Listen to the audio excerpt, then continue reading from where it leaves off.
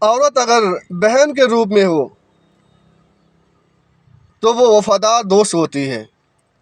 ہر مصیبت میں، ہر پریشانی میں، ہر تکلیف میں وہ اپنے بھائی کا ساتھ دیتی ہے۔ حتیٰ کہ بعض دفعہ کچھ ایسے مقام بھی آتے ہیں کہ جہاں پر وہ اپنے ماں باپ کے ساتھ، رشتہ داروں کے ساتھ، پوری فیملی اور برادری کے ساتھ لڑ پڑتی ہے، لیکن وہ اپنے بھائی کا ساتھ نہیں چھوڑتی۔ وفادار دوستی کی اگر مثال دیکھنی ہو تو وہ اپنی بہن کو دیکھ لے۔ بہن سے بڑھ کر کوئی وفادار دوست نہیں ہو سکتا۔